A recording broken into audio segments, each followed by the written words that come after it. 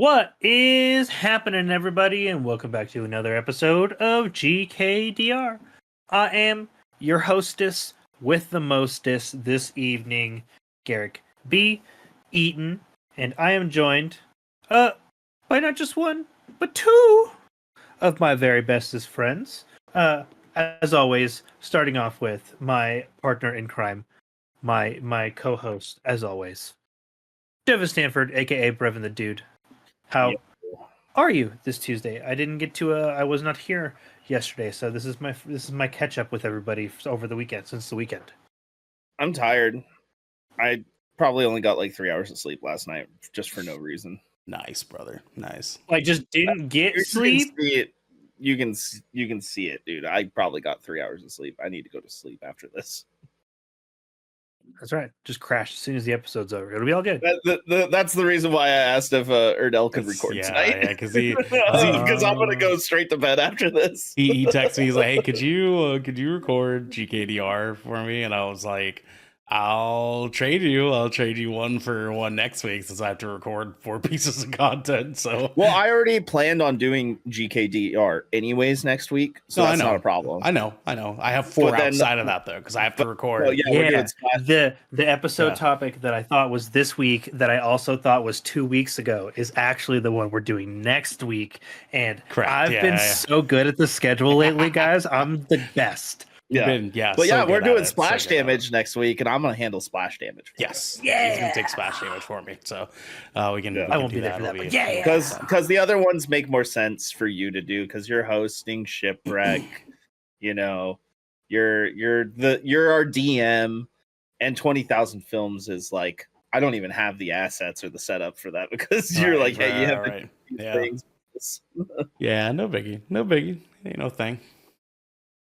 Speaking to the guy with the assets, though, we are also joined by the Shark Father himself, Ernell Pearson, the Ocean Shrine. Your titties move? That's right. He said assets, baby. I got them. You know what I'm saying? That's not your ass. That's your breastises. You got some assets. Assets. A set? A set, yeah. I got a set. You know what I'm saying? Got it. I was listening to Kind of Funny earlier today, and they're like doing a preview of the first Berserker Kazan. Yeah, and hearing good things. Yeah, apparently he's got some assets. They're saying he's got a very voluptuous chest. Very voluptuous, yeah. And he got fucking big old. He got Terry Crews pecs. And I quote. Blessing Adeoye Jr. just big old milkers, big old naturals, if you will. Yeah, big old naturals. I think that's what Andy Cortez. This conversation got way weird. No. This conversation did not get anywhere at all. This is exactly where it needs to be. Yeah, this is perfect. This is perfect conversation. Just big old naturals. Big old. Ernell, show off those big old naturals again. Yeah, I got you, baby. Let's go. You know what I'm saying? You ask, I shall deliver. You know what I'm saying? Big old naturals. Oh man, big old naturals. What should I drink something to? Yeah, Garrick, you would have helped. You would have hated yesterday's episode. Yeah, did you go and listen to it? Did you listen to Shipwreck? No. I have not had the opportunity yet.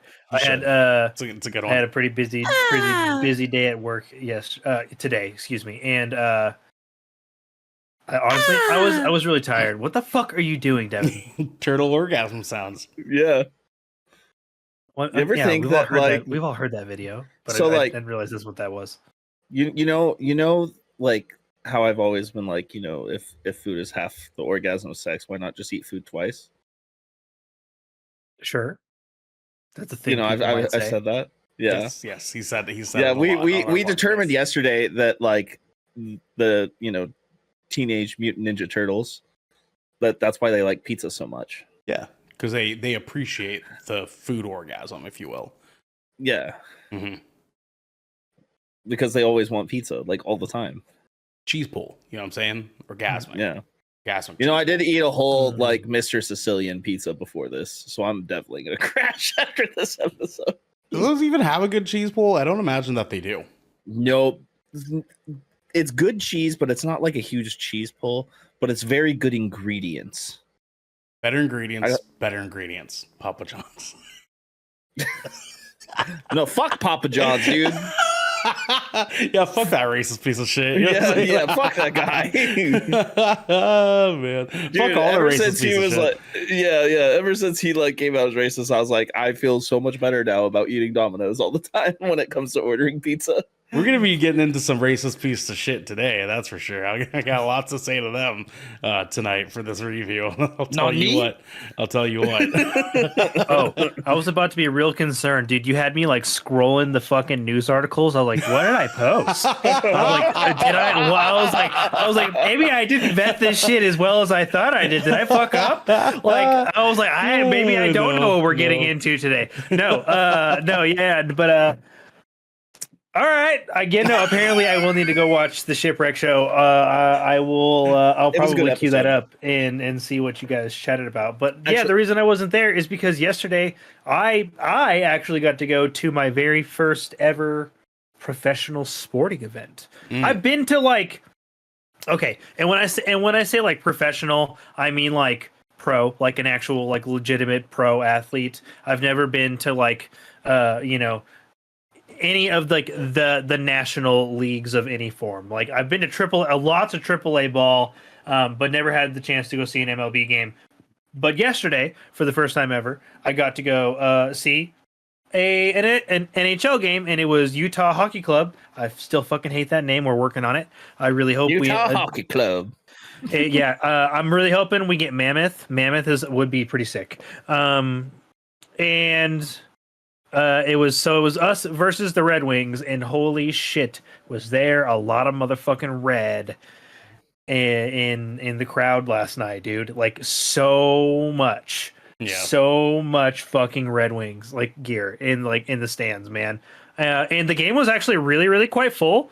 I don't know if that's like standard, but I know this is like our inaugural season, so people are probably going to check it out. But dude, hockey games are the fucking tits. Dude, fuck hockey yeah, is brother. amazing. I'm gonna be fucking going again. I already liked hockey. I've watched it on TV. I usually at least check out like the playoffs and the Stanley Cup. But like actually going to a fucking game, dude, and fucking sitting there and like with the fucking drink in your hand and like watching the fucking game, dude, that shit, yeah. Yeah, dude, I've been to basketball games, I've been to baseball games, I've been to football games, I've been to hockey games. I've even been to fucking NASCAR races, dude. Hockey games are the fucking shit. I like 110% the fucking shit. What's up, Ernell? I've been doing horsey. Anyways, hockey games are the shit. Dude, it was so when fucking you see good, them man. fight, I will never forget. Granted, this wasn't Winterhawks. This wasn't an NHL game, but I'll never forget, which we have one of the best semi-pro teams in the whole country, actually. The Winterhawks. Yeah, we have a semi-pro team also, but I don't know how good they are or aren't. It's the Grizzlies. I'll never forget. I've definitely seen them play the Grizzlies before, actually. Definitely seen the Grizzlies play here in Oregon. But I'll never forget this fight. This was probably like 10 years ago at this game. There was fight, and my uncle has season tickets, and you know how we have the two Coliseums here right next to each other. So Memorial Coliseum, it's right on the visitor glass, like second row behind. It's right there. So, and it's the best spot because like you get to see everybody hit, and like you get to see all the shots and stuff.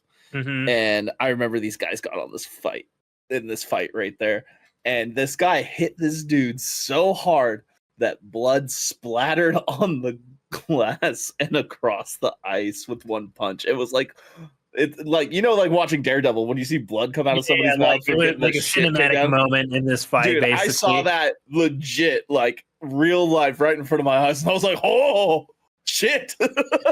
Yeah, no, it was and honestly, it was a really, really good experience. The fucking Red Wings kicked our fucking ass, though, man. It was not a great showing on our end.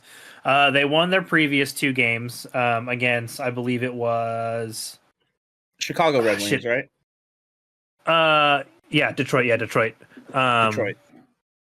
But yeah, it was Well, they're one of the original 6 NHL teams, so like obviously like lots and lots of fans there. But it was a great fucking experience. Like as far as my first hockey game goes in person, fucking loved it. Ernell. I didn't know that was a bad segue. I don't want to ruin it. I was like, So you know, I'm yeah. always gonna like go by Shorzy though, where he says the NHL is for fucking Euros. They don't even fight. He does say that, dude. Okay, The NHL did, dude. We got close. We got close to a couple of fights, but the gloves never came off. But that's all right because we're not talking about the gloves coming off this evening. Maybe we are. But we are talking about Monster Hunter Runs Wild with title update 1. GTA 6 got him scared. Assassin's Creed emerges from the shadows, and much more, because this is Good Kraken's Death Ratio, and we are slashing through the podcast space to be your source for all of the nerdy video game news, reviews, and discussions that you want to hear live each and every Tuesday at 7 p.m. Pacific time. If you want to get ahead of the curve, though, you can head on over to our Discord channel where you can submit questions and topics to the show, get exclusive content, and have early access to episodes before they go live on podcast and video services, wherever you like to watch or listen. If you spent all of your credits at another shop, that is totally fine, because you can watch us record our shows live right here at twitch.tv/Good Kraken Show. Good Kraken Show. If you have Amazon Prime, somebody should be priming that button. You also have what, DJ? It ain't me. I'm recording. Wow. Disappointed. Wow. Oh, okay, so I have to do it when I'm recording and when I'm not recording? Okay. Yeah, Okay. 100%. Yeah. Dude. All right. We would love for you to give that to You us. came up with this. I don't record the show anymore. You know what I'm saying? Shut up, bitch. Okay, for sure. Level up our game. But you can also support us by going to our YouTube channel, clicking that beautiful bell and big red button, or by subscribing to our podcast channel by searching Death Ratio and leaving a review there. Is this why you guys don't let me on the show anymore? It's because it gets like this. We have very good episodes when you're not here. Just so You do. know. You guys do. You guys have great episodes when I'm not here. Orgy-free episodes. Yeah, every time. That's every single time. We are just God. I'm not even gonna hand a segue out. We're going straight into the. I'm handling that one on my own for sure. We're going to Okay, the critical fair hits. Or now, shut up. See, I got sounds now, or no? I have sounds. He does have those Guys, now. Yeah. Ladies and gentlemen, ladies and gents, please go check out goodkraken.com to see all of our merchandise and the latest episodes. We have merch up there for y'all, limited to but not including hoodies, t-shirts, mugs, and other such neato accessories. I'm sure we'll come up with more stuff soon. No, that's not a particular product we're selling at this time. Not yet. Not yet. But you can also go to that website Condoms. and check out. I'm not off the table on that one. Actually, I still think that's a pretty funny idea. But I don't want the liability. You know what I'm saying? I don't want the liability. we can say that they don't work, but just say they're ribbed for your pleasure. No. See, it's just like that. Evan immediately made me regret that idea. But please go check out the latest episode of GK. Oh my God. 20,000 Films Under the Sea, where it's not actually Death of a Unicorn. That's actually happening this week. God, I can't get this shit right to save my fucking life, man. You're the schedule czar, and I know. I felt bad. What? Like I felt bad, like messaging Garrick and just be like, "Hey, the schedule needs to get fixed." And the only reason why I did that is also to remind myself. Because I was doing the show and I had to go over the schedule. This is funny. This is funny, dude. It's like I think it's been like, dude. It's probably been all month that I've just consecutively fucked up the schedule in some. If for somebody, I've had somebody read the wrong bullshit, or I posted the wrong bullshit, or I've just said the wrong bullshit. It's been rough. Yeah. So I'm sorry. I'm doing my best. It's all right. It's all right. Yeah, it's all right. You're doing what you can. But last week's episode was what the fuck was last week's episode? What the hell did you guys talk about? Or what our expectations were for The Last of Us season 2? High ones. I'm gonna go at spoilers. I'm guessing. No, I mean, like we had a pretty like loosey goosey conversation. It was good. It was good stuff. It was good stuff. Fair enough. Yeah. So go check out that episode. That's episode 56. No orgies on that episode, by the way. No mention of an orgy at all. Actually. Yeah. No. Yeah. See, yet he continues to do so here. See, he just tries to sabotage our show specifically. You can also go check out last week's episode of the Shipwreck Show, episode 100. Daddy, chill. Yesterday's. God damn. Yeah, not last week's. Yesterday's. Jesus, Garrick. What realm are you living in, brother?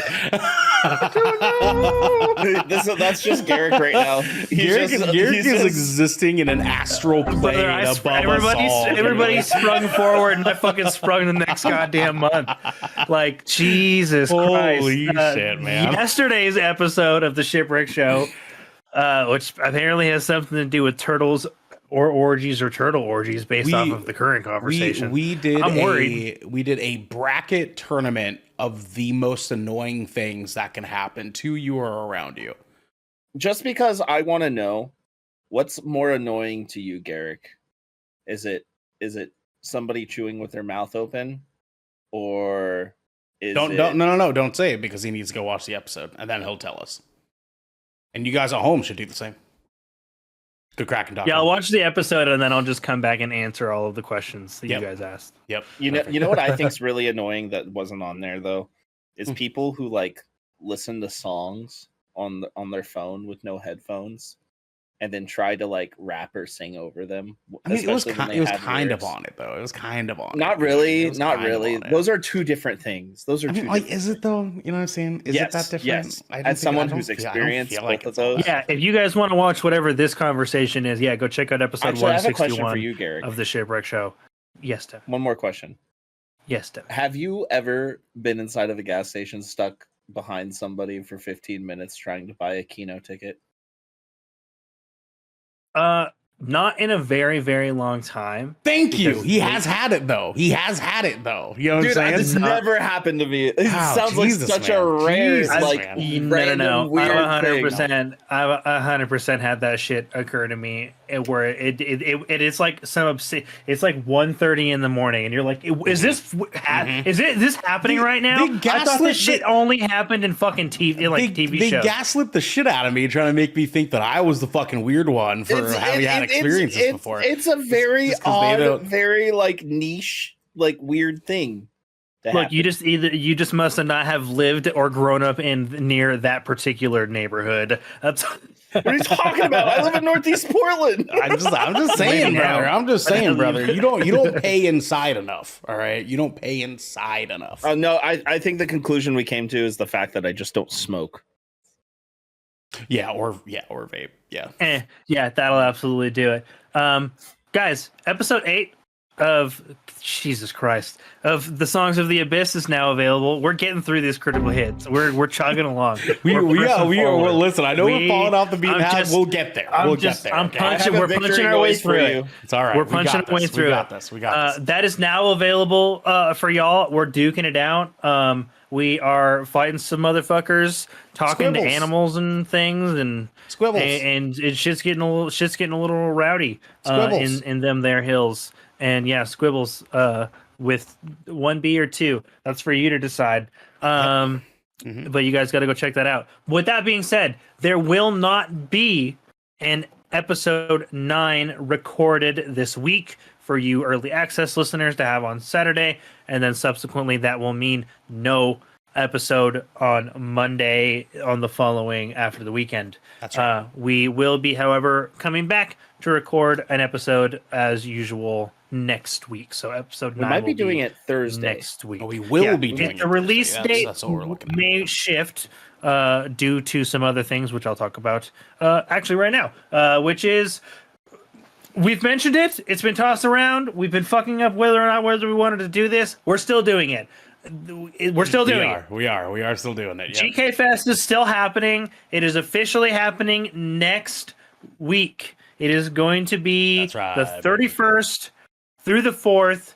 We have some very, very important news that we want to share with you guys about how things might be changing for good Kraken in the year 2025. And we want you guys to be a part of that and what that's going to look like. So please come check that out next week. Ernell? Will there be orgies? No. I'm still so mad you recorded yourself doing that. That's not me. That's actually that's Fuck actually off. Mario. That sounds exactly like yours, dude. That sounds actually exactly Mario. like yours, man. That's actually Mario. That's actually Mario. This is crazy, dude. It sounds exactly the same, man. It's so. But yeah, no, that's legitimately Mario. Like, Oh my listen, God. this is from the game. Garrett, continue. We're not gonna hold you out. Continue on, sir. Continue on. Well, in other news, Yeah. Other news. Yeah. we're moving along. Mm-hmm. This is like two parallel episodes happening at the same time, and I don't care for it. This is going to give people such bad whiplash. They're going to be like, what the fuck is going on? Oh, it's okay. Listen, That's all right. Garrick. Daddy, chill. No, I am chill. You guys don't fucking understand. We're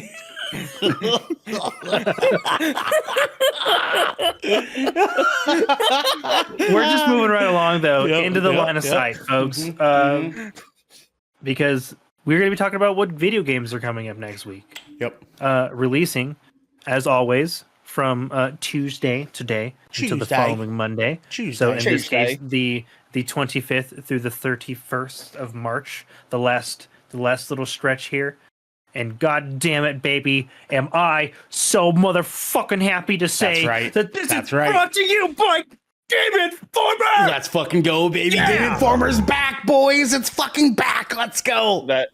I do not know the details as to how this has occurred at all. I do.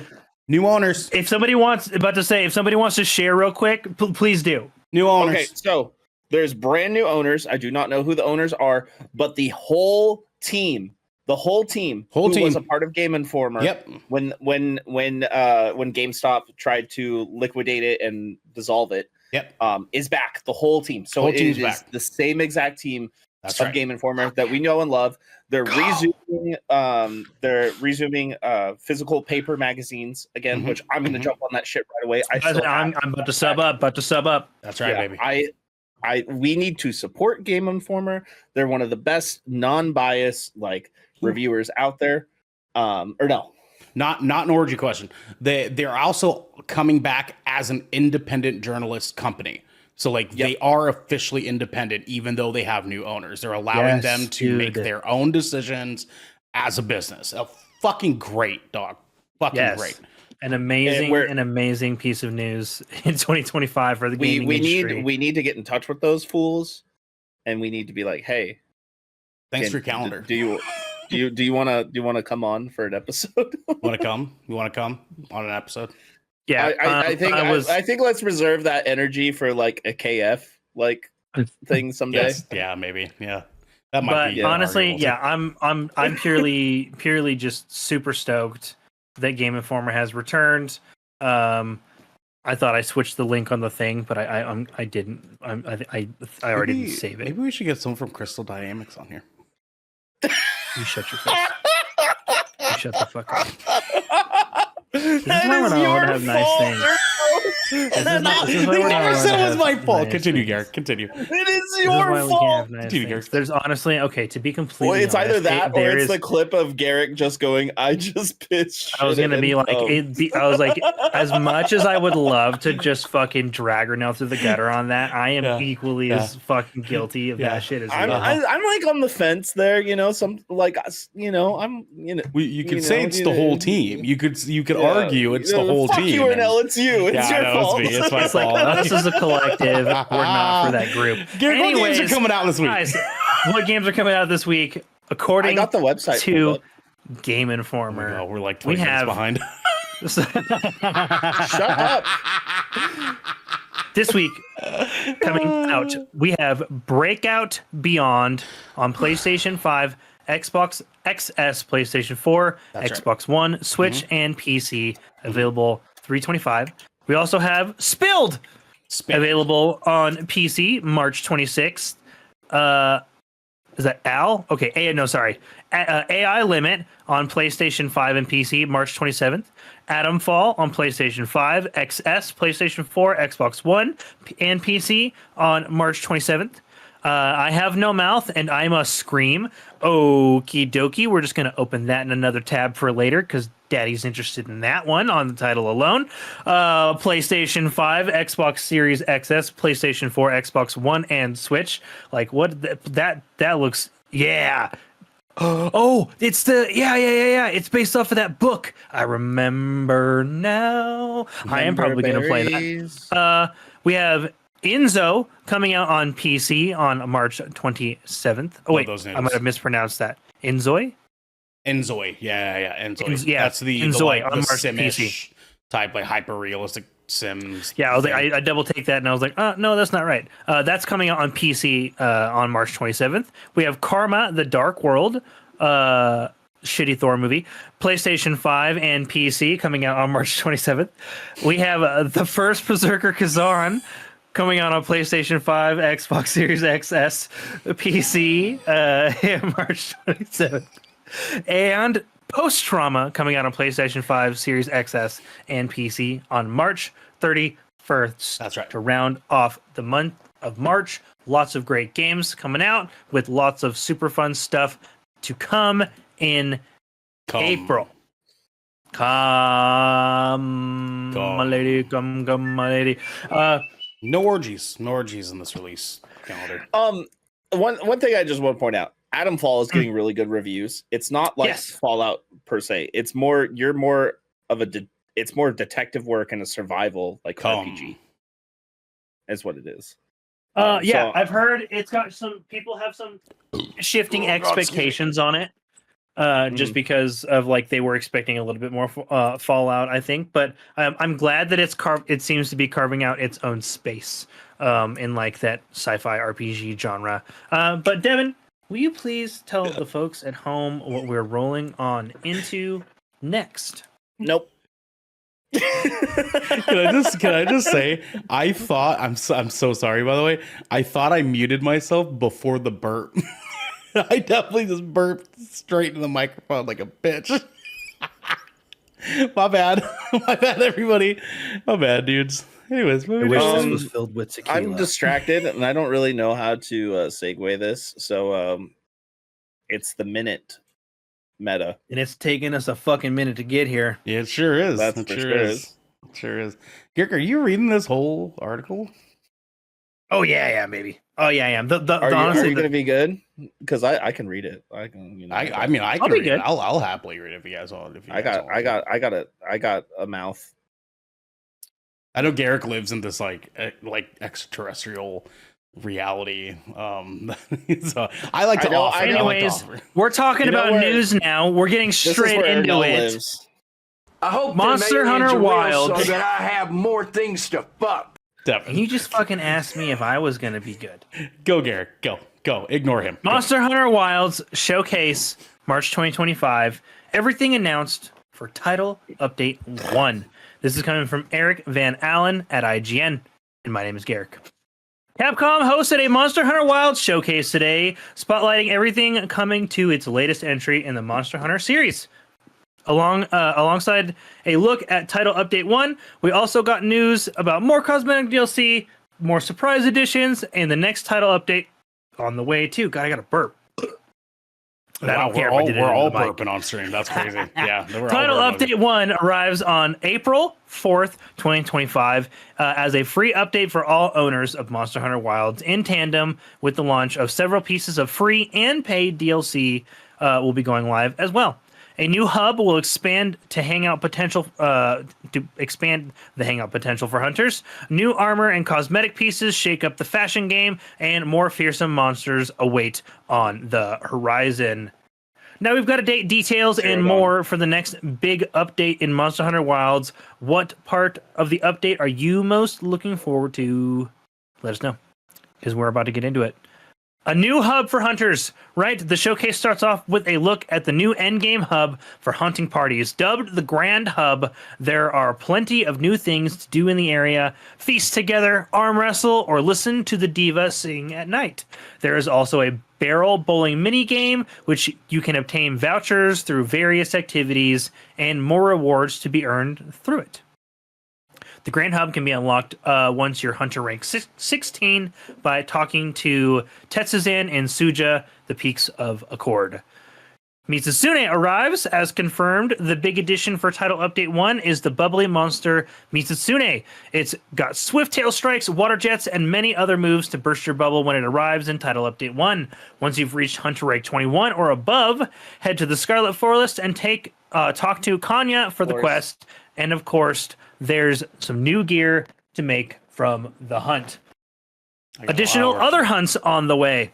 A new event quest, which will bring Arch-Tempered, not tempered, Arch-Tempered Raydao to Monster Hunter Wild. Arch-Tempered is a scale. Arch-Tempered is a scale above the usual tempered fight, making this a potentially challenging bout. You'll have access to this at HR 50 and above to challenge it, and of course, new armor awaits for those who can clear. Zoshia is also getting its own fight. Previously, you'd only fight Zoshia once as part of the main story. With the new update, you'll be able to refight Zoshia through the new quest after reaching Hunter rank 50 and craft new armor from it. I love that new armor phrase at the end. It's beautiful. We have the return of Arena Quest. Speedrunners will get their own challenge to tackle an Arena Quest, which will allow hunters to complete the fastest clear times. Both challenge quests and free challenge quests will be available, with pendants given out for the participation and achievement alike. You can access them through the counter in the Grand Hub. More DLC is also on the way. A mix of free and paid DLC is arriving in tandem with the Title Update 1. Some additions, like classic gestures from Monster Hunters prior, will be made freely available to hunters in the store. Others, like those in the cosmetic DLC 1 pack, are available through the store or through those who picked up the cosmetic DLC pass or premium deluxe edition. This includes new stickers, looks for Alma, and even more on the way. More event quests and seasonal events. Even more event quests are also on the way alongside seasonal events. The latter are special windows of time where the Grand Hub will change in appearance, and available meals will also change. Limited equipment, gestures, decorations, and more are available during these seasonal events. The seasonal events kick off with the Festival of Accord Blossom Dance on April 23rd, adding pink cherry blossoms and new decor to the game. Capcom confirmed that most previously available events and event quests should return in the future too. Hey, so if you missed your Yeon Cuckoo hat like I did, you can now hopefully get that. Moving on, what the fuck are you guys doing? Me? Listen, I don't know what you said. Roadmap ahead. Title Update 1 also arrives on Title Update 1 arrives April 23rd for US players, with Blossom Dance starting on April 22nd. And on April 29th, the challenging new Arc-Tempered Raydao arrives. And by the end of May, some other features and a Capcom collaboration will debut. You done fuck with my shit now? I removed the sentence so that it wouldn't fuck you up, because it was additive fluff. So I was trying not to fuck you up. Look at this guy! He doesn't think I can read. I can't. But Monster. I'll Monster delete the rest Hunter of this article right now. Monster Hunter Wild's Title Update 2, my personal favorite part of the showcase. To end the showcase, we also got a tease of the upcoming Title Update 2. Due to arrive this summer. No firm date has been announced just yet, but we did get a brief image that teases the possible return of a long-awaited monster, Lagiacrus, the underwater leviathan who looks to be causing more chaos on the surface. In the latest Capcom's long-running Monster Hunter franchise series brought in big numbers with its launch. And with Title Update 1, the company will be setting the cadence for how it moves forward. So yeah, that was everything announced for the big title update 1. We have lots of quality of life adjustments and lots of things that people have been expecting or thought were missing at the entry of the game. Ernell, did you have an actual question? No. Didn't think so. Nope. Sure didn't. Ernell, what do you think about what's coming in the update, given your time with the game and like what that means for you as like just a player going forward? I think it's rad. I think I have a lot I have to catch up on. Because I yeah, obviously It's been a while. Yeah, I have not played since the day before my band left for Vegas, and so it's been dude, that was like 3 weeks ago. It's been a few weeks. I am majorly behind. The last thing I remember doing was fighting the alpha bear thing to help that village. Oh yeah, Doshaguma. I'm still like super in the beginning. But Hey, man, I we mean, can like, get you caught up. No problem. I mean, Easy like peasy. new armor and shit, new monsters and shit. Like that's what Monster Hunter people are about. You know, like that's the bread and fucking butters. The cool looking fucking armor and killing shit to get it. You know what I'm saying? It's like the more that they can offer to like, you know, Monster Hunter fans in order to continue doing that, the fucking better. You know what I'm saying? I have nothing against it. I just think it's crazy that they're releasing it so early. Like this is a quick turnaround for an update. Yeah, dude, they do set a fairly regular cadence for their title updates, and they do kind of a lot of them for like a year, maybe 2, and then I want to say, if I'm based off of how Rise into Sunbreak went, we got Rise, and then we got title updates where they trickled in monsters and event quests and seasonal stuff. And then about a year and some change into it, we got the full expansion, which is what I will be kind of expecting here. There will be at least one expansion. I could see them going with more based off of how this game has been received and its potential for like longevity. Yeah. But them being able, I'm so fucking stoked for the Grand Hub. Watching the trailer, there's like a secret corral where like you and all your friends' secrets will like hang out together and you can see everybody's looks, and there's mini games, and there's actually the canteen is back, and we'll get the Palico cooking scene. It returns. We'll get one of those in the Grand Hub. Arm wrestling returns, and I'm really excited for the bomb bowling mini game. Devin. So he said it's where we can keep all our secrets, so I can show you my dirty little secret. Yes, Mr. All-American Rejects, you can in fact do that. I did see them. I saw them live last year. It was actually they're so good. I actually really like All-American Except the Rejects. vocalist is definitely on coke. I was gonna say I'm so jealous because like I saw them and he was pissed fucking drunk the entire time, so that was not a good experience. Last time that was with the Day to Remember in Blink 182, right? Yeah, I was at that one, but last time I saw them was with Newfound Glory. Rough, and that was awesome. Newfound. Shut up. But yeah, Devin, you got to get in here. You got to get in here, brother. Soon, you need to get on the Monster Hunter train. Also, to be we got to get you caught up, man. We got you caught up.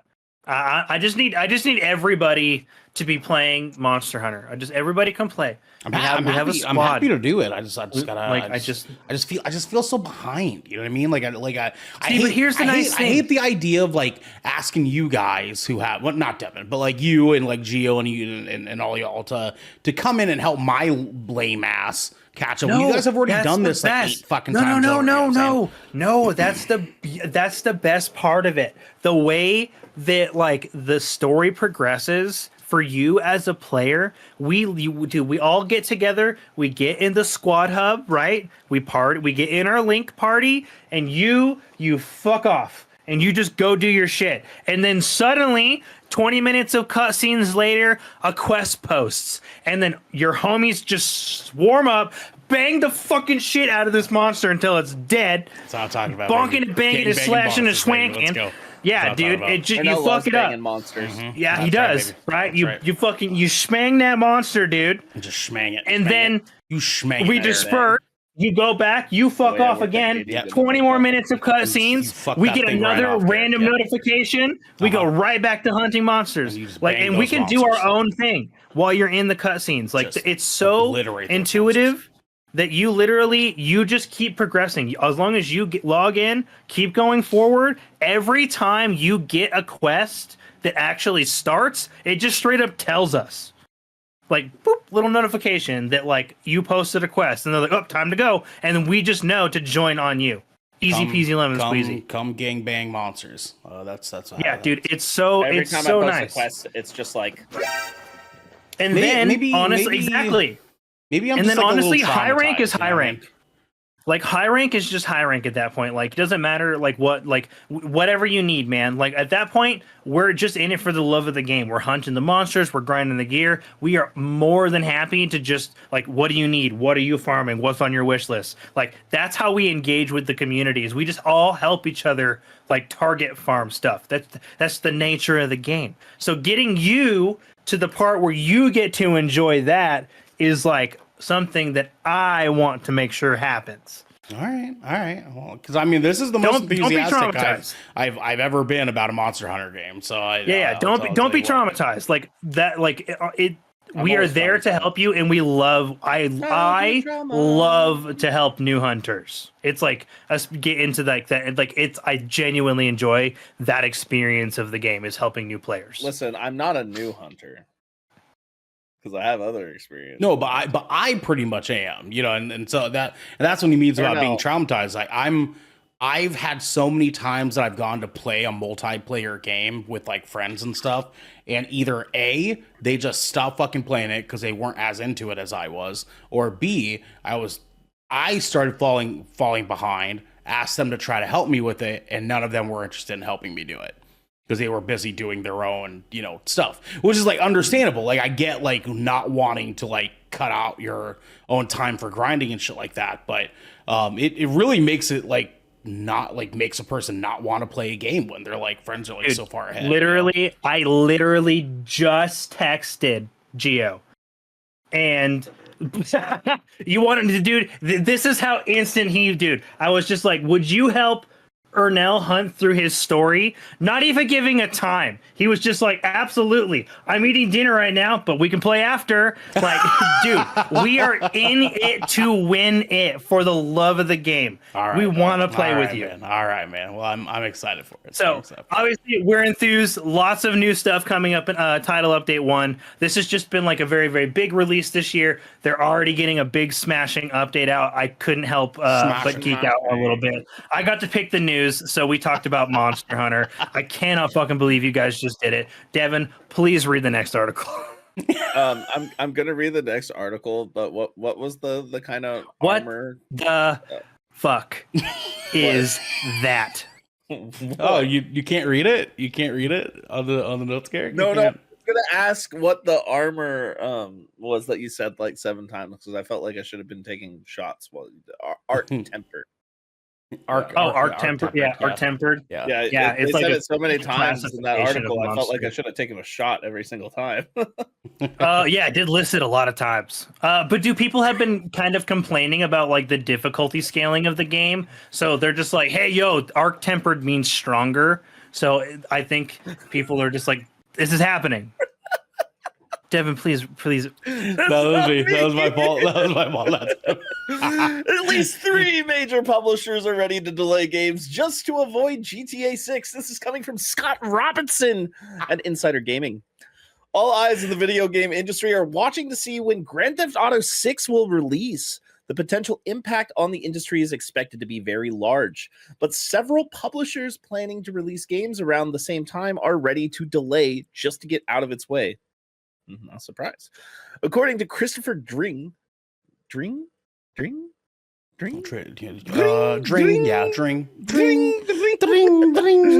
recently launched outlet, The Game Business. I'll show you the business. Quote, 3 major video game publishers are ready to delay their games to avoid GTA 6. Dring says that the boss of one of the world's biggest game publishers told him, Rockstar Games always suck a lot of money and, more importantly, time out of the market. We don't want to be anywhere near that. We are working up multiple different plans for our titles. This past weekend at Game Developers Conference, I bet you that was Phil Spencer, by the way. This past weekend at Game Developers Conference in San Francisco, Insider Gaming's Tom Henderson was told by a few developers that they're, quote, waiting to see what GTA 6 does. Back in December, Bloomberg's Jason Schreier reported that competing publishers are waiting as long as possible to commit to their release date. The launch of GTA 6, tentatively scheduled for October 2025, reportedly isn't just scaring off major new releases, according to two developers of the top 10 live service games are not planning any significant updates during the GTA 6 launch window. One studio boss reportedly said that they would nudge their releases ahead or backwards 3 weeks just to avoid GTA 6. The studio heads that spoke to of other potential issues like a crowded schedule of other games trying to avoid GTA 6, but those problems seem preferable than trying to compete with a potentially industry-altering release. However, as one industry consultant noted at GDC, waiting on GTA 6 only for it to delay could tank those developers. Are game developers perhaps being too cautious of the GTA 6 release? Or are they wise to get out of the way? And that was written by Scott Robertson, talking to Christopher. Dring. I mean, are we surprised? I mean, like GTA 6 is like such a beast to like have to compete against. Like, I think that's why we haven't gotten any hard release dates for games like Fable, you know? Mm-hmm. And why we're not expecting to see a lot of these things until like early 2026 or even games coming out this summer. I mean, look how many games we have coming out under the Xbox umbrella just in April alone. Yep. You know, like major games too. Major games. Like they're not even giving Avowed that much room to breathe. They're giving it like a month. Sure ain't. A whole month. Sure ain't. And now there's this speculation that the Oblivion remake is just going to get shadow dropped in April. Like now that'd be fucking. I wouldn't even know what to do with that shit.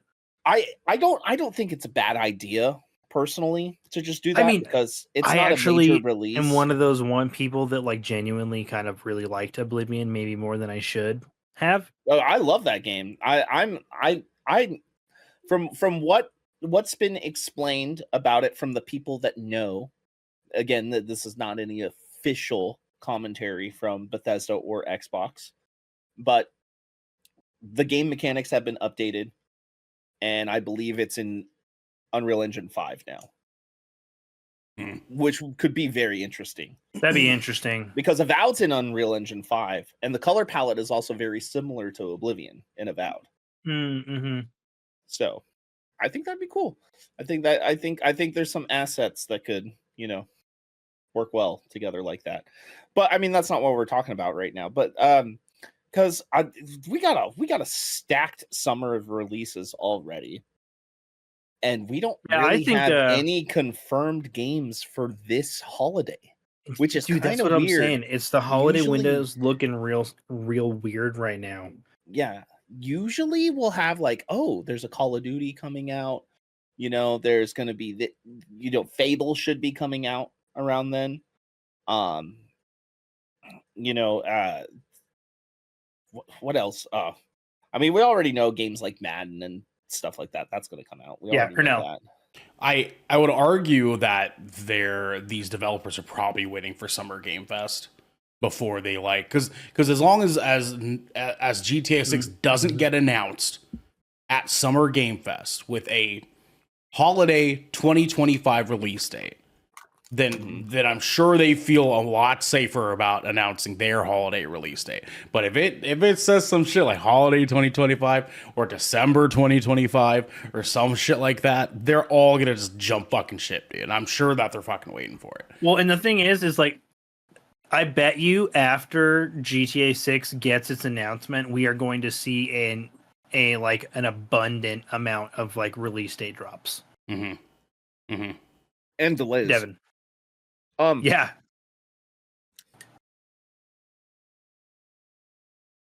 I don't think Rockstar is going to announce at Summer Games Fest. No? You don't think so? You think they're going to do their I own think they're thing? going to do it on their own time. Interesting. It'd be interesting. I don't think That's a Rockstar power needs move. Summer Games Fest. I don't think they do either. Hold but on, I think hold Summer on to Games that. Fest needs Hold on to that Rockstar for more. for our summer Game Yeah, your Fest predictions. Yeah, I think Summer Games Fest needs Rockstar, but Rockstar doesn't need them. I'm telling. I'm emailing.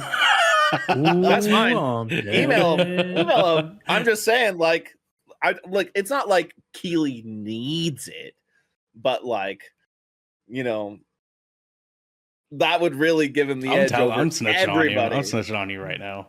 I do think that the majority of developers are not like. I don't think they're being overly cautious though, because I can't fucking believe to you the amount of not video game related fucking things I see out in the wilds on the internet. And the fucking every single goddamn one in the comment section is can't fucking believe we got X before GTA 6. GTA 6. And I was just like, the world is going to shut the fuck down when that game releases. Yeah. I gotta say something about GTA 6. I have a fear of this game coming out, actually. A fear. I don't think it's going to meet people's expectations. There's definitely going to be that neckbeard crowd that acts like that. Like that happens every game now. True. But the thing that I am afraid of is there's been a lot of speculation over the last year about the price of this game and the precedent that's going to set for AAA games moving forward. Like, we know games cost a lot of money, right? We know they cost a lot. You think they're going to try to benchmark it above the $70 price point? 100%. I think they're going to. And that's my fear of GTA 6. Like, I fear this so much that I'm like, don't get me wrong, I'm going to play this game. Like, I'm going to play the shit out of this game. Not me. But I'm not excited for the release because I think this game is going to be pushing an $80 to a $90 for base game. And I think its deluxe edition is going to be somewhere between 100 to 120. And easily. I mean, that. Ubisoft has already kind of set that precedent, right? That like, yeah, but they've failed miserably with it so far. Not saying they failed with Assassin's Creed yeah, Shadows, but like that intent matters.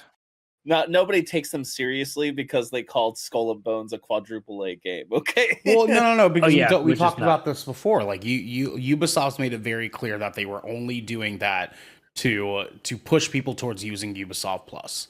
That's all it was. Yeah. Like, they weren't intending absolutely. for people to come in droves to spend $120 for their game, especially Skull and fucking Bones. But like, I mean, like, let's be real. They knew there were fucking problems with that game on release. Yeah. But absolutely. Rockstar doesn't have anything like that. And no, they don't. They don't. Right. But they also know what they're sitting on. Yeah. And I think that they're going to do that. People will pay it. They will pay that. I don't want to. But you will. I don't want to. You know what I'm saying? Like, we will. I will. It really I will. depends. I know you will. Not you me, fucking man. chill. There's no chance. Dude, my first like real GTA experience was GTA 5, and I played it for like exactly an hour, and I was just like, good game. Yes, it's just not my kind of game. I just don't. I have zero appeal in it. I actually don't know either. I haven't played it. Yeah, it's just like, what? I don't know. Like, there's just something. GTA 5. No, I fucking played GTA 5. You Dude, I got time for that. Yeah, I think I played GTA. Game And it was just online. I haven't played Red Dead Redemption 2 yet, dude. Like, that's I got time for all that. That's an amazing game. I fucking love that I haven't game. beat it, but I've dumped like 80 hours into that game, and not to mention I did play on a Red Dead 2 online RP server as well. That was fucking sweet. I had a really good time doing that. Yeah. Don't know. Okay. Sure. Okay. But yeah, we've established Ernell's a shill. He didn't deny it. Oh, people are gonna be saying that after the rest of this episode. I mean, there's already been over $2 million like sales Yeah, 2 million. people, Let's go people ahead and, are still saying it, brother. I literally. Let's reinforce. I'll get into it. I'll get into it. Ernell's shieldom here swiftly. But yeah, I like I said, we don't have a lot of hard release dates on games. We have a ton of games coming out before the summer. We got even Windows. happens. We got Windows in years. Yeah, we have Windows 11. and we've already seen the case of some major games that were supposed to be slated for this holiday get pushed into 2026 already. So, yeah, It'll be interesting. Ernell's a It'll shill. be interesting. God damn it. I feel I said Windows 11 and Garrick looked at me into the through the camera, dude. I felt him. Actually, so with that being said, I think that they're going to be launching Windows 12 with the new Xbox console, and the new Xbox console is going to stop giving us prediction ammunition. You know what I'm saying? Just hold on to it, brother. Hold your cards closer to your chest. You know what I mean? I like talking about this shit because now I'm gonna say that's gonna be my prediction for Summer Game Fest. I'm gonna be like, yeah, Xbox is gonna announce a standalone application for Windows 12. You know what I'm saying? And then it's gonna be real. I don't think that's gonna happen at all. I'm gonna be like, suck my fucking butt cheeks, Devin. I just think the days of porting is over, and they're gonna be developing everything in Win64 instead of having these two separate OSs. Stop it! You're still giving us prediction shit. Stop. You're That's losing. not even gonna You're be losing like a prediction bets thing. right now. You know, as we speak, you are losing prediction bets. You know what I'm saying? Shut up, Cocoa Nuts. Oh, you moved on from shill. Gotcha. Okay, that's fair. No. We just established that you are one. You know, I don't need to keep saying it. Garrick, continue hosting, sir. Garrick's overrated. We brought shipwreck energy to this to the show. It's going. It's going great. Heading into our last segment of the evening. Come, God help Why? us. Do not come. Because we're what do you have, bud? What do you have, bud? What do you have, bud? or now review the fucking game. Oh, yeah.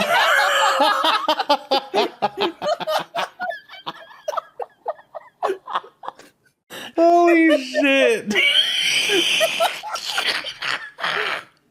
You thought to have a response sound for when one of us has come? That is crazy work, brother. That is wild, dude. Holy shit, man. Oh my god. Anyways, okay. You know what I see in Garrick's eyes right now? Shame. I just see. I will blow my brains out on air. Oh, sure. Oh man. Okay, so just so I don't further disappoint Father Garrick here. This is the Endgame, right? This is the headline segment. I don't know. I'm not on this show. Welcome to the Endgame. Thank you, Devin. Thank you. What are we doing for Endgame? What's going on for Endgame? I don't know. Why don't you tell the people? Hi, I'm Ernell from GoodKraken.com. I'm reviewing a hit game called Hello Kitty Adventure Island. No, I'm just kidding. Assassin's Creed That one. Shadows, actually. Yeah, brand new game from Ubisoft Quebec, actually, which is published by the ones and only Ubisoft, who did things like Assassin's Creed, Freedom Cry, Syndicate, South Park, The Fractured Butthole, Assassin's Creed Odyssey, Immortals Phoenix Rising. Lots of great titles. Yeah, that's Ubisoft Quebec's yes, specific catalog right. specifically. Right. Release date was March 20th, as of last week, on PC, Mac, Series X and S, and PS5 and PS5 Pro, and it was, in fact, PS5 Pro enhanced. To butter up the people that got the new PS5 Pro. With that said, gentlemen, I have some goodies for you in terms of Assassin's Creed Shadows. Yes, Devin? I heard that the game is PC enhanced when you play on PC. fucking master race nerds. You know what I'm saying, Garrick? You know what I'm saying? These fucking computer nerds, they're mustard on their t-shirts, fucking eating glizzies at their keyboard.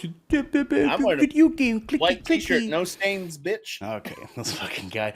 Anyways, Assassin's Creed Shadows, guys. So, where do I even start with this? I don't know. Why don't you tell us? So, okay. Firstly, I think it goes without saying, there is an entire army of people, aka fuck faces, that like auto full sent just shitting all over this fucking game, even before the game even came out. And it all started For months. because the historical icon known as Yasuke, for anyone who doesn't know, Yasuke is supposedly the first black samurai who was elected into that position by Oda Nobunaga. And people lost their fucking minds about it. They lost their minds because like the entire internet, and I'm sure Garrick, you remember, the entire internet exploded with people being like, "Oh my god, that's not historically accurate." Blah blah blah. The Yasuke amount wasn't of even a samurai. Like, misinformation about Yasuke was insane. just out of this fucking world. And the game wasn't even out yet. They just announced it. They just announced it, boys. And people Yellow were no just shit about shit. just going in on it. The game came out last fucking Thursday night, technically. People were talking shit about it on Wednesday afternoon. The game wasn't even fucking out yet. You know what I'm saying? These guys will do fucking everything that they can. So I'm here to let all of you know, first and foremost, that I like this game. That this is a good game. That as far as an Assassin's Creed title is concerned, this is great comparatively to other Assassin's Creed titles, actually. It is not an excellent game. It's a great game, I would have to say. In Assassin's Creed Shadows, you are actually not even really following Yasuke. Yasuke is not the main character of this game. Who would have thought? People have been blowing the fuck up about this guy who's not even the main fucking character of the game. Jesus Christ, dude. The story follows the shinobi known as Nawe. She is a young lady from the Iga tribe, excuse me. Let me enunciate that better. And Yeah, Iga. the Igin tribe is attacked by Oda Nobunaga's military. And in the process of them trying to protect their village of Iga, her father is nearly struck down when he says, "You need to go to this cave, find the box, and protect the box with your life." She goes. What's in the box? And doesn't. Yeah, exactly. That's pretty much the question of This half isn't the this, game. yeah, this is like the Sengoku period, right? It is the Sengoku period. Yes, correct. She goes to get the box, and along with the box is given the hidden blade that we know of in Assassin's Creed, right? Her father gives it to her and says, go get the box, protect it with your life. She gets the box. She does not protect it with her life. She gets her ass beat, and the box is taken by one of Oda Nobunaga's soldiers. In the process of doing so, her father is then struck down to almost near death by a group of masked samurai known as only the Onryu, which translates to like masked demon. And her father is killed. And this game is about Nawe hunting down all 11 of the masked samurai that murdered her father that night and took the box she was supposed to protect. Oh yeah, I love a good kill list. And Yasuke's involvement being Oda Nobunaga's personal bodyguard slash protector slash samurai slash daimyo, whichever one you want to call it, happens because there's some confusion on who was the leader of the Onryo, because Naue believes that it was Oda Nobunaga who was the leader of the Onryo. He is not. And so a whole bunch of shit spirals out of control, and Yasuke crosses paths with Naue, thus deeming, hey, I have to follow you because I see what's on your arm there, the hidden blade. that the Assassin's Creed people know about, and says, I need to know more about this because there's some past thing that Yasuke's learned about the Creed, apparently, on his travels between Africa and Japan that he has to and feels compelled to follow down. So that is the core wrap up of this story. And if there's anything that we love around here in this family, it's a goddamn good revenge story. Because that's what this is. It's a goddamn good revenge story. And it is Japanese as fuck in the essence that you are hunting down 11 dope-ass looking fucking samurai people because you're a ninja, you're a shinobi, killing fucking samurai. That's so fucking cool to me. Like, what the fuck is cooler than that, man? Let's start with that because it's the story, the writing in this could have been better. I think that there's some dialogue choices that are a little bit weird, but here's the fun part about this, right? And I was kind of discussing this with Devin the other night. One of the cool parts about this game, kind of off the cuff here, and what I want to do is kind of play some shit for people at home. I kind of talk about this stuff. The cool parts about this game right off the cuff is that Assassin's Creed Shadows firstly offers what is known as a immersive mode. An immersive mode is whether or not you would like all of the characters to be speaking in their native languages. So if you want everyone to be speaking Japanese and Portuguese, and communicating to each other in that way, a la the Shogun show that we recently watched with you know, some great phenomenal fucking actors on Fox. You can have that experience. You can have a Shogun experience in this game where everyone is just straight up speaking Japanese or Portuguese.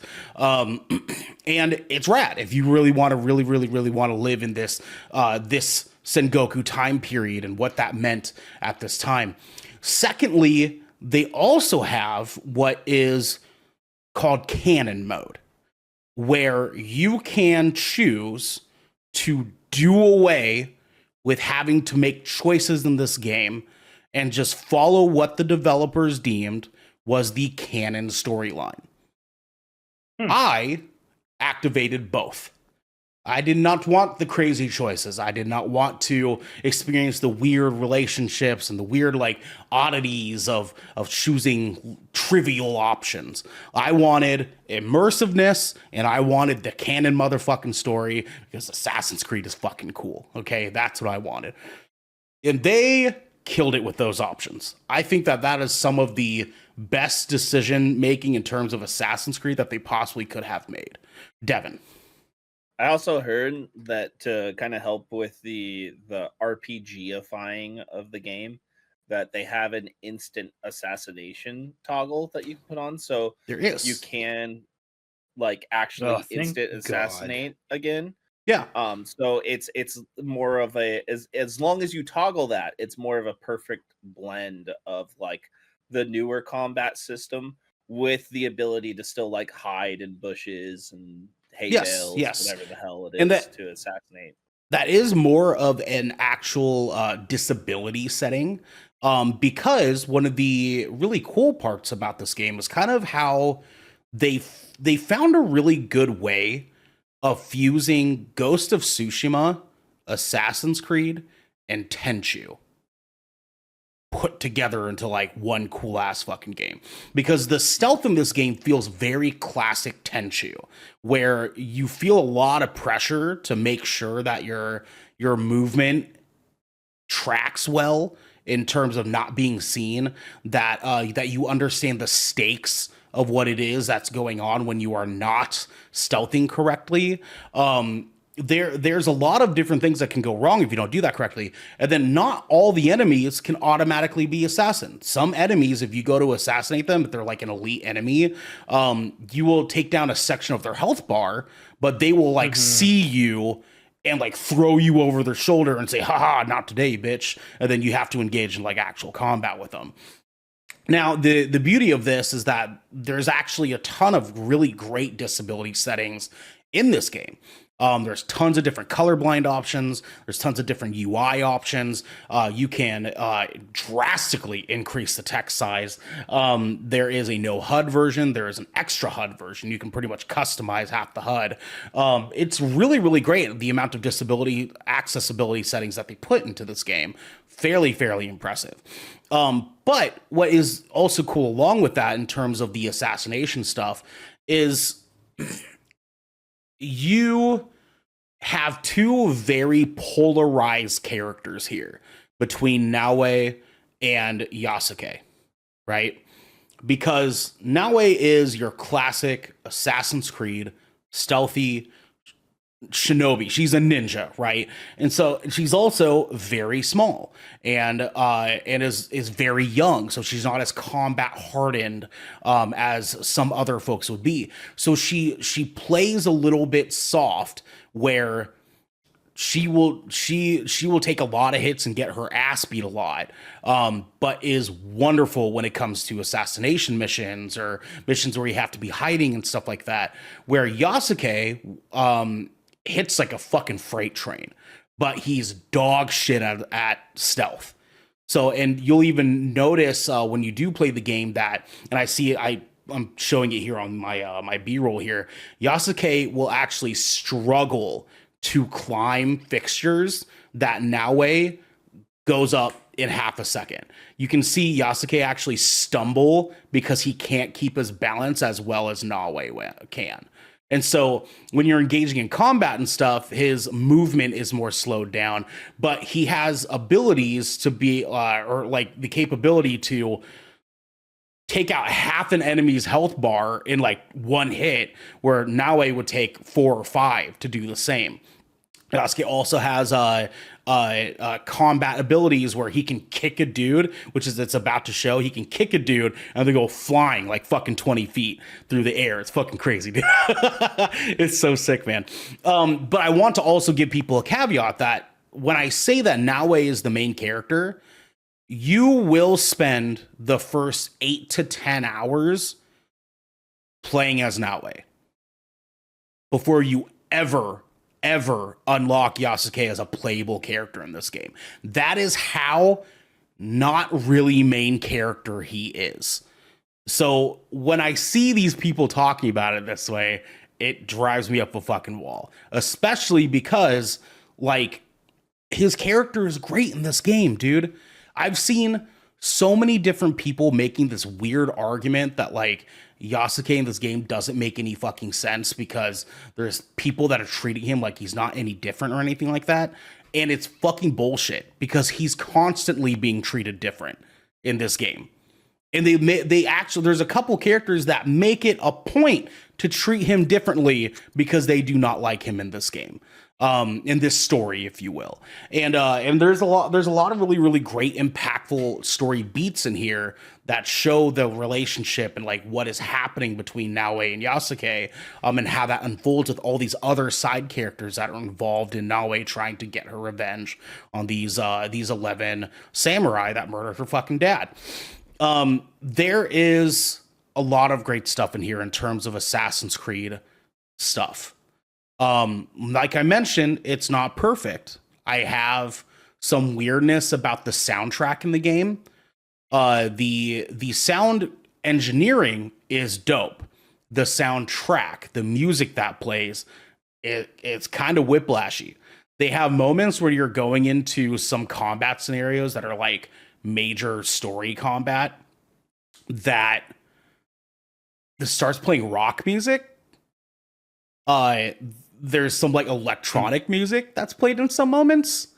It's strange. There's some moments where it's really dope. Like there's some combat moments that you do as Yasuke where it starts playing like African drum beats over the top of like Japanese drum beats, and it's really cool. But then there's some other music choices that they made for this game that I'm like, what the fuck are they doing? Like, it almost kind of takes you out of the world a little bit. And then there is obviously some bugginess in the game. There's always going to be bugginess with a game that has maps that a map that is almost as big as The Witcher 3's map. to be honest with you. This map is fucking huge. There are, I think it's 8 different segments of this part of Japan that you're traveling through. And within that 8, there's like 5 different provinces within each of those sections. It's pretty expansive. There's a lot of forest, a lot of open space for you to have to discover and find things. And within all of that space, all of the NPCs and stuff feel alive and feel real, and they're doing things that aren't just like NPC bullshit. Like you can find some that are legitimately shopping. There's some walking down the street carrying shit, and they don't all just like fucking look the same. Like, I think one of the better parts about this game is that it actually looks good. I played it in both quality and performance mode. The quality mode is stunning. This game is fucking stunning. And performance mode is silk as motherfucking butter. It was actually kind of jaw-dropping, like how silky smooth it was. I saw some clips of how like smooth the gameplay looked and how like crisp like the images and like the resolution of the game was, and I was really impressed. Yeah, it looks really great, dude. There's some stuff that I saw that I was like, wow, like that skin texture looks really great. There's a lot of particle effects that you'd think would make this game fucking chug or drop frame rates like crazy, and it doesn't. It's a pretty stable fucking game, to be honest with you. I had more frame drops editing that B-roll video than I did playing the game at all, dude. It was crazy, man. They did an incredibly good job with the way that the game looks, generally speaking. And I think that it makes me most excited, not just because I'm very satisfied with this game, but it makes me excited for future Assassin's Creed games, because I think they finally found a good balance between this RPG Assassin's Creed thing that they were doing, which they have balanced out a lot. It's not as overwhelming as Odyssey or Origins was. There's not as much stuff to have to shuffle around and like deal with. They've simplified it a little bit more, and the RPG elements act more as a vehicle for you to want to do side stuff a little bit more. I found myself after 38 hours getting to a point of no return that I was like, I don't want to beat this yet because I want to do all the side shit. Because Garrick, one of the best parts about this, the Ghost of Tsushima part and inspirations that they took, was not just with the combat. It was not just with the style. It was how good this open world checklist is, brother dog. I know you feel me on this, because that's really important to me, especially because I feel the fucking weight of like the activities in Assassin's Creed games, especially some of the more recent ones. Dude, the points of interest, Valhalla killed me with the, and Odyssey was worse. Yeah. It was rough in Valhalla, dude. It was really rough. It was actually too much shit. One of the reasons I didn't finish Valhalla was because there was just so much fluff. So much. Dude, you'd like zoom out and there was fucking things, and then you'd zoom in and like all these fucking spots on the map would start to glow, and you're like, what the fuck? And they're like, oh yeah, that's treasure, and you're like, that's over fucking stimulating is what that fucking is. That's decision paralysis. They did the Ghost of Tsushima thing where there's a fog of war, and amongst this fog of war are question marks, and when you get close to the question mark, it'll tell you what it is. Right, and then it'll mark it on your map, right? And there's not a whole bunch of them cluttered around. They show you like different spots. Like once you kind of get near it, they'll show you a part where you can do the synchronization. And there's a lot of those. There's a ton of those across the map because it wants you to. They're fast travel points, right? So it wants you to try to knock out as many of those as you can. And then there's stuff sort of in between those different sections for you to find, like treasure and all sorts of good armor and weapons and things just sort of lying around, dude. I think they got things really figured out in this, and it makes me excited, especially because Assassin's Creed Hex is the next title that we're getting. And this one's supposed to be based on the witch trials during the Roman Empire, and so it's supposedly supposed to be like the darkest Assassin's Creed we've ever gotten. Don't take my word for that. I don't actually know if that's the case, but that's just what people are saying, and it makes me excited to kind of see where Assassin's Creed goes with this, because they found really cool ways to sort of find this good even keel between what just was with Assassin's Creed and what could be in the near future.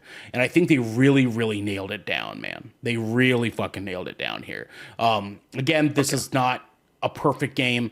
It's not even, I wouldn't even say I was going to ask Yes. is like my most immediate question to you is like, where does this game stack up not only to the more modern comparisons of like Assassin's Creed, but where would you fit it in? Obviously, like, don't think super hard about it, like, and try to like this is like number 5 out of whatever the fuck 14. No, for sure. But like, do you like, where do you feel like this kind of falls into the pack as far as like being a worthy entry of the franchise? So I think this might actually be easier to answer for me than I thought it would be at first. So obviously you guys know Black Flag's my favorite of all time. Fucking love Black Flag. Very close second is Assassin's Creed Brotherhood. Love that fucking Brotherhood's game. my favorite. Brotherhood is so fucking good. God damn, hands that game down is my favorite one of all time. Origins is actually my second favorite. Origins is a good game too. Yeah. That's number 3 for me. I will be placing this as my number 3rd. Really? Yeah. Okay. Because that's up there. I liked Origins. 3 is my number 3. I was all right with Odyssey.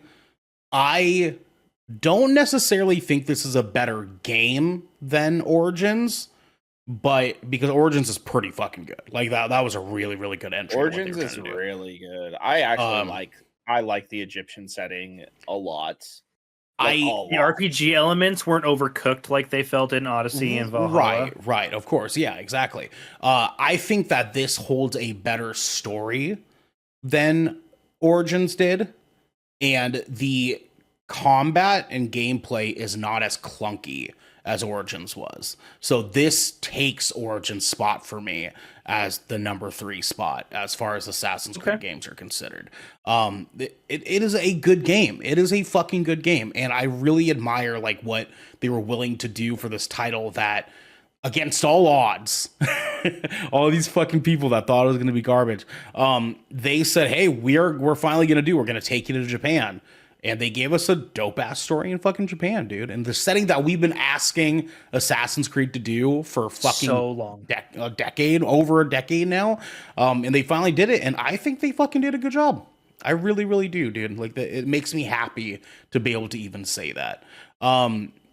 Last couple of little details before I kind of open it up for questions from you guys. I know, so for example, Odyssey, right? They had that almost Nemesis system that was in it.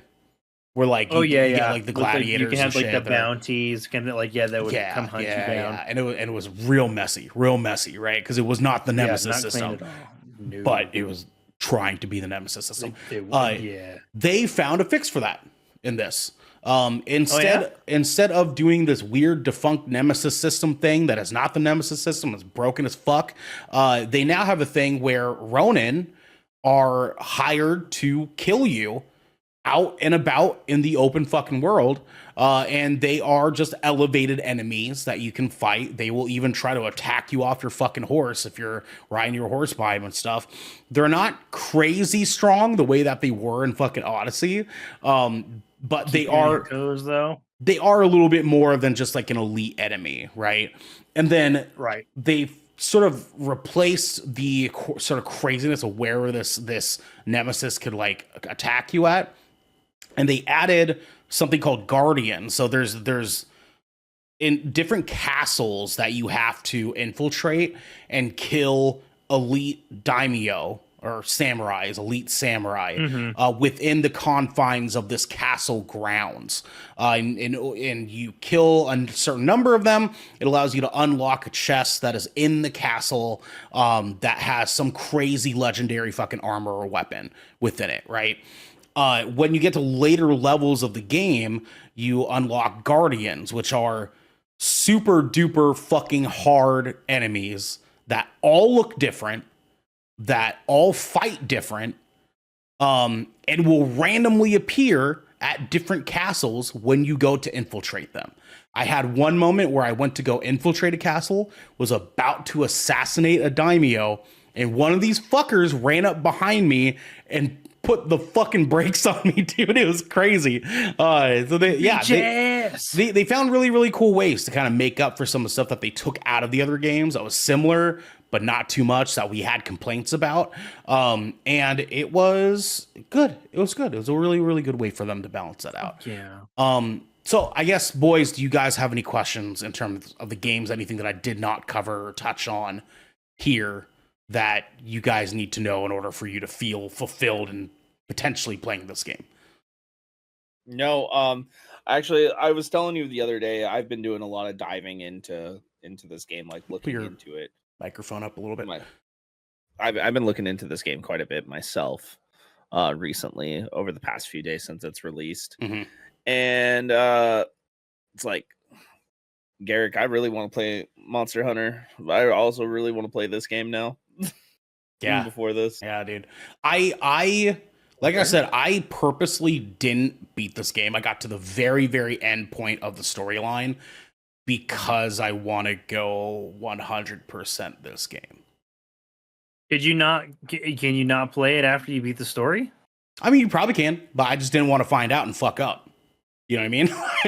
So I'm pretty sure every open world Assassin's Creed game you have been able to continue posthumously. You probably can. I just know that with my luck, there's gonna be something that like you can't access after you beat the game or something like that. You know what I mean? Like I just know with my fucking luck. There probably isn't. I probably could go beat the game and then still like continue on and clear stuff out. But here's the thing though.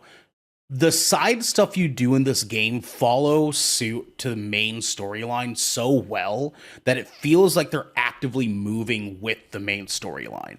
So it almost feels like if I don't complete these things, it doesn't feel right for me to go kill the final boss because there's still all these loose ends around it. Yeah, Cyberpunk was like that, where like Exactly. it felt better to wrap it up before you ran that last mission. Devin.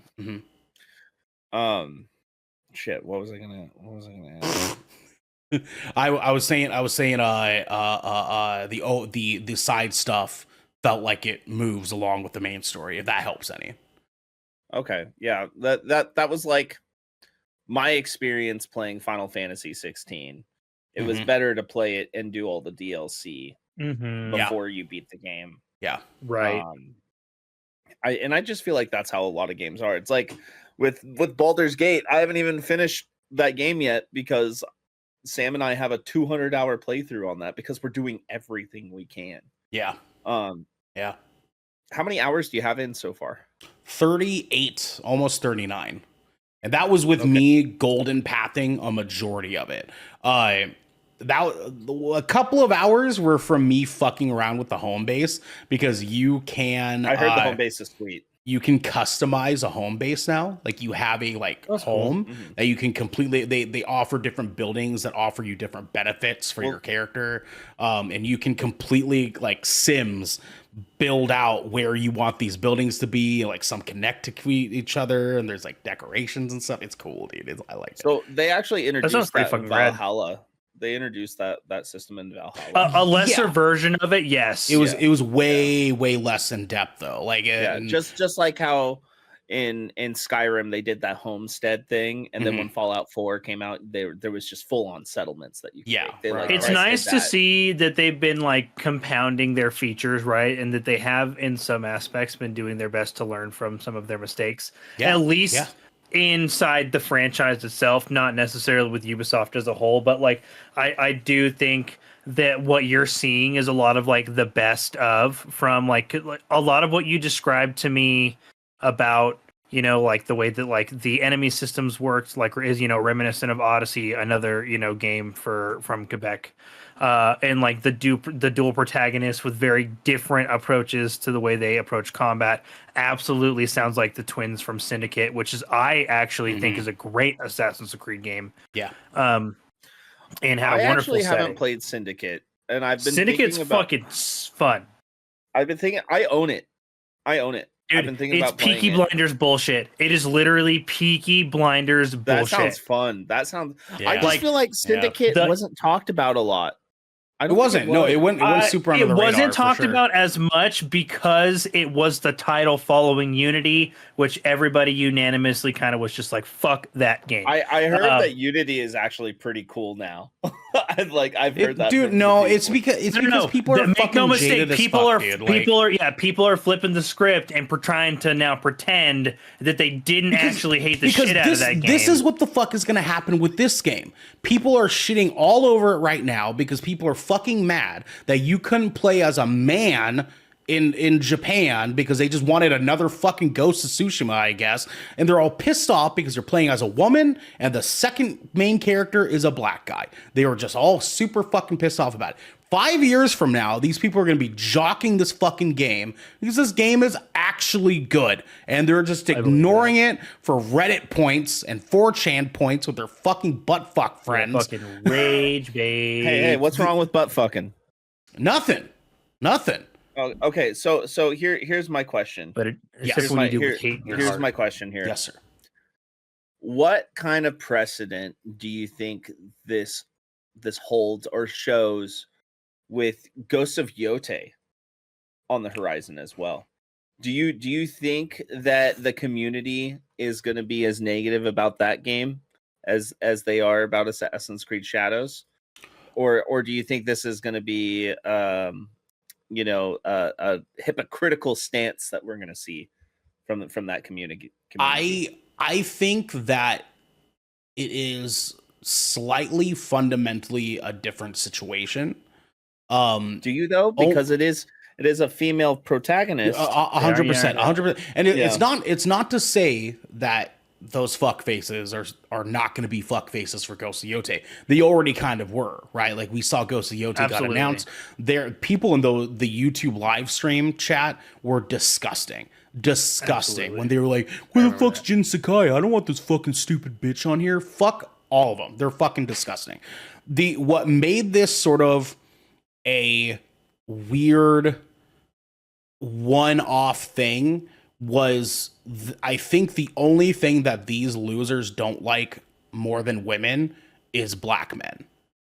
And so when you enter into the conversation, not just because of that, but because everyone wanted to be right about the history of Yasuke, and everyone was throwing their fucking opinion out there of like, "Oh, this is fucking stupid. This is pointless." Like, I think that most of the shame that Ghost of Yote is going to get is because people want it to be at the caliber that Ghost of Tsushima was. And it's either going to surpass that or it's not. And people are going to immediately assume that it's not because the main character is a woman. Yeah, which I don't think will honestly have any bearing on its story, right? It's not going to that's what's going to get I'm actually blamed. very interested because I'm very interested in Ghost of Yote and Assassin's Creed Shadows. Obviously, like I'm gonna play this game. I don't know when. I might, because I do know that Assassin's Creed games have they usually go on sale pretty. They have fast. fairly long life, and they have fairly long life cycles, and they go on sale kind of a lot. Yeah, like it's going to be on sale this summer. Like I know that already. Like 100%. Oh yeah, you'll be able to get it for $40, no problem. Yeah, which I might have to wait because I have so many games I'm trying to finish right now, and so many games that are coming out this next month. I don't know if I'm going to have enough time to play Assassin's Creed in the month of April, because I'm going to have Clair Obscure Expedition 33. Which is probably going to be my most played game. Goddamn, I'm going to play the fuck out of that game, brother. Let's go, dude. I'm going to play the fuck out of that game. And then we also have South of Midnight coming out, too. Yeah, stoked for that fucking game. We have Doom the Dark Ages. Yeah, like, I can pass. I'm not a huge Doom guy. Yeah, I'm not a huge Doom guy, but I know lots of people that are very excited. I'm gonna play. Right. So I've already like honed in on Doom the Dark Ages. I'm like, I'm gonna mouse and keyboard that game, and I'm gonna play. You're be clicking heads, dog. You're clicking fucking heads. I am all in on that game. But like, I want to play this game. I do want to play Assassin's Creed Shadows. I own every single Assassin's Creed game. Every single one. I Mhm. do. I've played all of them. Except for Besides Syndicate. and Except for Unity. Syndicate, yeah. Yeah, I'm actually but I still own them. I own them. You know what I I'm in the mean? same boat, dude. I own every single Assassin's Creed game. I just haven't beaten all of them. I've Mhm. played all of them to some extent or another, except for Syndicate. That was the only one I have not I even haven't fired played up at all. Unity or Syndicate, and I played Valhalla. Didn't beat Valhalla, but I've beaten every single other one, including the 3 offshoot ones, like the Russian, the Chinese, and Yeah. the The The PSP side ones. Yeah, scrollers. for sure. I've beaten literally every single one. I actually like Assassin's Creed. I adore the original Desmond storyline like a lot. Like it's one of my favorite.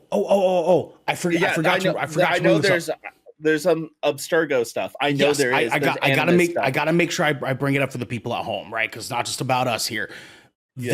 They somehow, some way, found a way to tie us back into that story.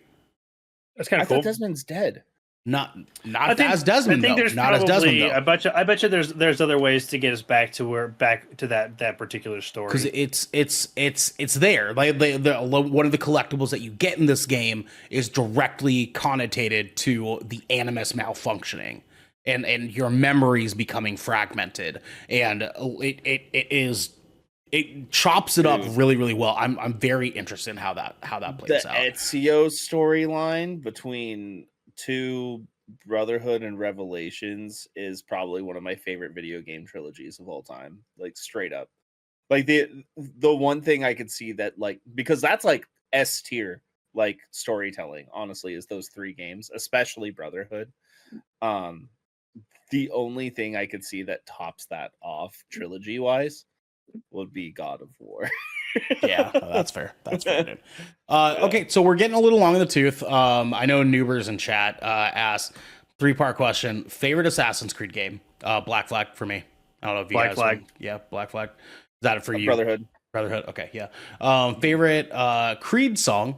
Higher. Yeah, that's me.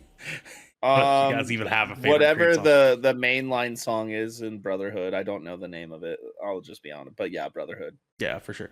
And favorite Assassin's Creed game being played by a Creed song. That doesn't exist. But I want to give this, because Garrick's going to ask. I think this is a play it now. It's worth the $70, huh? It's yes. I've already put in Noobers. I've already put in nearly 40 hours, and that was with me golden pathing the campaign.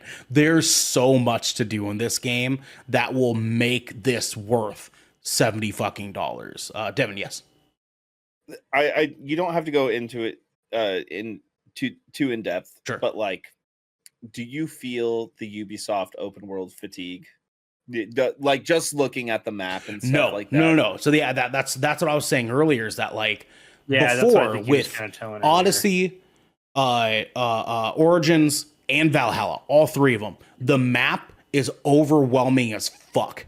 Right, there's so much going on. Odyssey is hands down the worst one. When you literally you open the map and you scroll out, and it's just the entirety of the fucking Greek Isles, and you're just insane, like, dude. It's I'm insane. never gonna finish this fucking shit. This map feels it checklisty. The same way Ghost of Tsushima does, same way that Spider-Man does. You go into a chunk, do a chunk, move on. Exactly. Go into a chunk, do a chunk, move on. It's not a million icons. It is like maybe 4 or 5 for each major town that you run into. And that like of those 4 or 5, 2 of them are like, oh, you can buy a house here. You know what I mean? For fast traveling purposes. And that's it, dude. Yeah. Like you have the open availability to go and find out everything that you want to find out. There's stuff hidden in the world. There's things that are not on the map iconized at all, even when you get nearby it, until you physically go to do it, and then it's on the fucking map. I love physically doing it. Me too, dude. Yeah, me too. There's things called paths of bravery, where if you're just riding your horse Paths of Bravery. Yeah. I thought you said pads. I was like, Paths of Bravery. Yeah, Paths of Bravery, where if you just see a Japanese shrine gateway and you just follow it, you'll eventually see a tree marked with like yellow wooden wood saying, "Hey, climb me," right? Why You is it go gotta and be climb- yellow? I know, right? That's what I'm saying. You climb it, you just keep following the path, and if you go through this whole obstacle course correctly, legendary item at the very end of it. That's not marked on the map at all. I just stumbled across it, dude. It was fucking cool as shit, dude. There's all sorts of cool story things in there. There's cool Japanese things that are hidden everywhere. It's rad. This game is a play it now for fucking sure, Garrett. Hell yeah. Well, you heard it here from us, folks. Ernell says, fuck the haters. Assassin's Creed Shadows is a win and worth your time and That's money right, baby. at That's its right. current AAA price point. Now, That's right, baby. that doesn't Yep. necessarily mean go out and buy the 120 Ubisoft version, spend that fucking shit at your own risk. Unless you want to look even cooler. He is not saying go invest in the season pass. Maybe make Right. that as a secondary purchase after you've given it a go. But he is saying that it's worth the $70 right now. Go check it out. And it finally seems like Assassin's Creed getting us to Japan was worth the wait. Or no? On that note, just understand, guys, I bought the game. I did not do Ubisoft Plus for this. I could have. I have Ubisoft Plus. I totally could have just put this up on my PC, got it for $14 out of the month that you pay for Ubisoft Plus, and call it a fucking day. No, I bought the whole motherfucking game and played it on my PS5. And Garrick plays well on the PlayStation Portal. Plays well on the PlayStation Portal, brother. Nice. Yeah, I think I would have to, before I buy another Assassin's Creed game, I think I would have to force myself to swallow the pill that is Valhalla to still prove to myself I give a shit about the franchise as a player. Sure. And that's kind of where I'm at. And I think it's just because, not that I think they're bad games. I think I've just grown apart from them. That's a rough pill to swallow. Eivor is not a good character, dude. He's flat out not a good character. Yeah, I've just Valhalla's just not that good of a game. It's not. I just yeah. really It's struggle not, with dude. it, Don't get me man. wrong. There's cool stuff in it, Yeah. but Yeah, it's just I like think it was just for me, I think it was just the overwhelming coupling of too much in Odyssey. It was literally like Odyssey is to Origins what fucking Thor Love and Thunder is to Ragnarok. Like it's just too much of the same thing. Dude, they just took everything from Origins and just overcranked the fuck out of it. yeah. And you know what sucks is Odyssey is actually a very good game, but it suffers by having too much in it. Yeah, there's too much to do. You get like that. And I think the disconnect between that being too much and me just not really enjoying as much as I thought I would the Viking setting for AC Valhalla, that like I just kind of personally started to divorce myself a little bit from the franchise. But maybe when I catch this on sale, maybe I'll try to go with Mirage first. And if I like Mirage, That might be a better choice. Yeah. Absolutely. Kind of go off that. Yeah. Mirage reviewed pretty well. I didn't play that one. I actually don't own that one either. I think I should play that too. Too. Yeah, for sure. Folks, let's get into our schedule. Short schedule. We only got Friday is the end of our week this week. As we said, we have we've got no D&D Songs of the Abyss this Saturday for you early reviewers, which means please do not expect an episode to release on Monday morning, for there will not be one. But we are doing a review, actually doing a review, this time for real, of Death of a Unicorn, spoiler free. I do believe that is going to be Ernell and you, Devin, right? Yep. Just you two? Yep. We're Xander gonna was go going watch to, that. but he can't. I cannot wait to see Paul Rudd and Jenna Ortega fear for their lives. I think that's from going to be a pretty fun Bang. one. I feel like hopefully it's good. Anyways, let us know what you guys think about AC Shadows, guys. Assassin's Creed Shadows. Let us know if you think Ernell is absolutely out of his fucking mind. Yeah, probably. Or, you can join us in hating the racist, stupid idiots out there and actually go play a good game, which it seems like. Honestly, all the clips that I've seen have shown me that I was just like, oh yeah, this looks like it's probably at least going to be a decent time.